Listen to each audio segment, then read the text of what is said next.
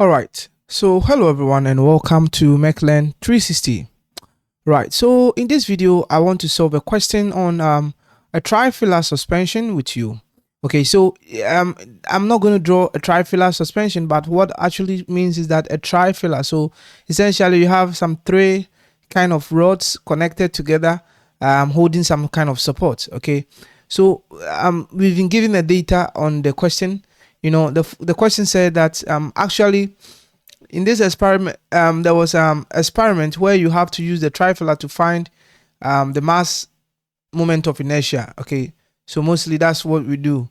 All right, so we can use it to find the mass moment of inertia of a pulley. All right, so enough. Let's solve the question.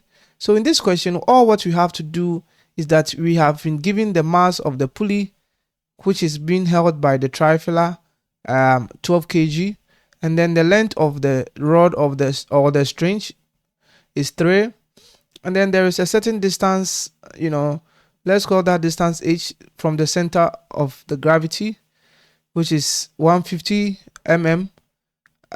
So essentially 0.150 uh meters, right?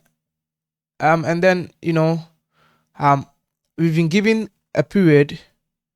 Okay, so this one was for 20 oscillations about the vertical axis. We have time of this. So essentially, if you want to calculate the period, it's just going to be 46.8 divided by 20. Okay, and that gives us the period. So what we have to do here is to calculate the radius of gyration and the mass moment of inertia of the pulley about the axis. So this question is a simple question which is straightforward. Now, what is the period of a simple pendulum? So, what's the period of a trifilar suspension? So, for a trifilar suspension, the period is given by 2 pi IL divided by mgr. So, mgr squared. So, this is kind of the period of a trifilar. Okay, so if I want to get the mass moment of inertia, so t squared equals what? 4 pi squared, and then this will be IL all divided by what? mgr squared.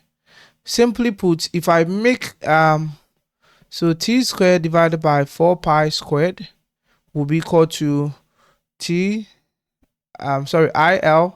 divided by mgr squared. So all what you have to do here is the I, which is what? T squared mgr squared. And basically, you just have to divide 4 pi squared and then, L. Right. So this will give us the I. Now we have everything to do to get the I. But what is the period? Let's calculate it straight away. So the period is going to be 46.8 divided by 20. And this gives us what? 2.34. So the period is 2.34 seconds. So we have 2.34 squared, and then the mass is given as 12, and then J is 9.81, and then the radius in this case is H, or is the same as R. So it's going to be 0.150 squared. Then I will divide the whole of whatever I have here by 4 pi squared, and then the length of the string is what? 0.3 meters. So 3. Now if I do this, the I, which is the mass moment of inertia of the pulley, is going to be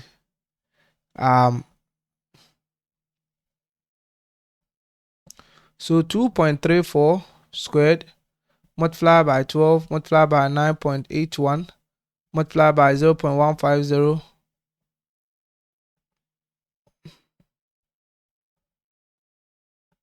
squared divided by 4 pi squared, and then multiply by 3. So essentially we have 0.122. So 0.122 kilogram meter squared, and that's basically the mass moment of inertia. As a matter of fact, if we want the radius of gyration, is going to be I equals mk squared, where the radius of gyration is essentially I divided by m, So the radius of gyration for this question is going to be 0.122, and then I will divide it by the mass,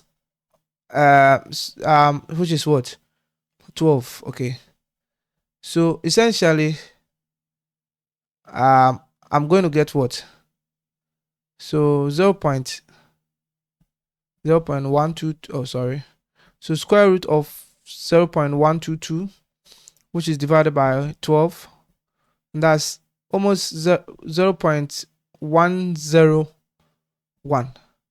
So 0.101.